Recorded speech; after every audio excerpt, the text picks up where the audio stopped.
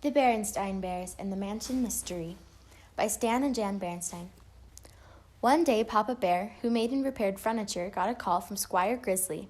"The squire wants me to come over and talk about some business," said Papa. He was very pleased because Squire Grizzly was the richest bear in Bear Country and would make a very good customer. "May we come along, Unc?" asked Cousin Freddie, who was visiting. "I hear Squire Grizzly has some great stuff in that mansion of his," added Brother Bear. "Please, Papa?" begged Sister Bear. "Why not?" said Papa. "Wow," said Freddie when the mansion came into view. "That's some place." "Yes," agreed Sister, "and look at the beautiful grounds." "Hey, where are you going, Unc?" shouted Freddie as Papa steered around to the back. "There's the front door. Lady Grizzly doesn't let me come in the front door," explained Papa. "Not even Squire Grizzly." "We're here to see Squire Grizzly," said Papa, when Grisby, the butler, answered their knock. "I shall tell the master you are here," he said. No sooner were they inside the mansion than they heard a scream. It was from Lady Grizzly. "We've been robbed," she wailed. "Someone has stolen 3 of my favorite things, my writing desk, my precious carved chest, and my adorable pepper mill, all valuable antiques."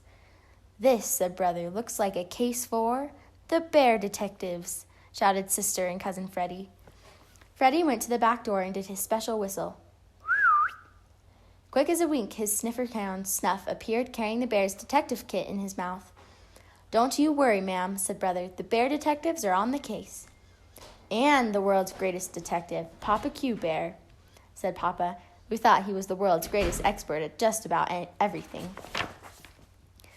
"But, my good fellow," said the squire, taking Papa aside. "That reminds me, Squire, what was it you wanted to see me about?" asked Papa.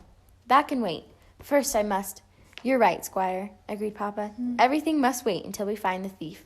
I believe he's still here. These old mansions are tricky, full of secret hiding places." "Aha!" Papa cried. "A secret door! Concealing a secret passageway, no doubt. Cover me, detectives, I'm going in." "You're covered, all right," said Sister, "by coats and hats." "That's not a secret passage, Unc," added Freddie. "It's a clothes closet." "I told you this place was tricky," said Papa. Snuff was already busy sniffing some little black grains in the area where the stolen things had been. Suddenly, he sneezed. Brother picked up some of the black grains and sniffed them. He sneezed too. "Achoo!" "What is it?" asked Freddie. "Don't know," answered Brother, inspecting it through his magnifying glass. "But whatever it is, it's an important clue." "Nonsense," interrupted Squire Grizzly. "Those aren't clues, but simply peppercorns that must have fallen from the stolen pepper mill." "Oh, my lovely things!" wailed Lady Grizzly. "Calm yourself, my dear," said the squire, helping her over to a large chair. "Sit here, I'll get you a glass of water." Then, when nobody was looking, a very strange thing happened. The chair and wall began to move. It was a trick chair. Before Lady Grizzly knew what was happening, she disappeared into the wall. "Rough," said Snuff, sniffing the floor. "He's picked up the scent," shouted Brother. "Sister, tell Lady Grizzly we're on the trail." Snuff pulled Brother to the door of a dark, spooky-looking room. "This looks like the squire's trophy room," said Papa. "Hold everything," cried Sister. "Lady Grizzly has disappeared." "This is getting serious," said Freddie. "I can't find Squire Grizzly or the butler either," said Sister. "Seriouser and seriouser," said Freddie, as Snuff, still hot on the trail, pulled them into the trophy room. 3 suits of armor with battle axes seemed to guard the way. "Rough," said Snuff, sniffing the trail. Then, once again, he sneezed. "Achoo!" "I think Snuff may be catching cold," said Freddie. "This old mansion is pretty drafty." Said Sister. "I don't think so." Snuff was working up another sneeze, a really big one. Achoo! It took the whole room. It shook the battle axes loose. Whomp, whomp, whomp. They fell, one right after the other. "Yipe!" yelled Papa as he and the cubs raced out of the way. Then Snuff, still sneezing, led them outside to a dark, overgrown path leading to a shed. "Look," said Papa, peering through the window, "the missing antiques."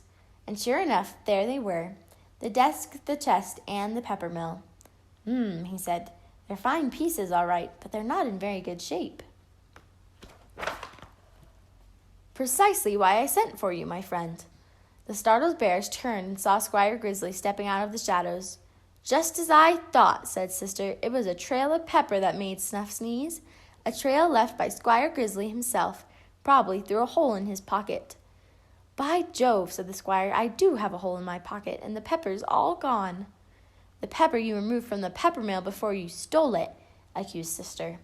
Squire Grizzly, said Papa, you're under arrest for stealing your own antiques. Stuff and nonsense, dear chap, Squire Grizzly protested. I called you to repair Lady Grizzly's favorite things as a special birthday surprise, but she returned unexpectedly from a trip and upset my plans. Now quickly load the things into your car and be off with you. Grisby's fetching her from our secret passageway even now. Papa and the cubs loaded the stolen antiques into the car and made a fast getaway. Happy birthday, my dear, said the squire as he presented the beautifully repaired antiques to Lady Grizzly a few days later. What a lovely surprise, Lady Grizzly said. My precious things weren't stolen after all, merely spirited away for repairs. And thank you, Papa Bear. Your repair work is excellent. And the bear detective's work is pretty good, too, said the squire, chuckling. A little too good. Rough, said Snuff.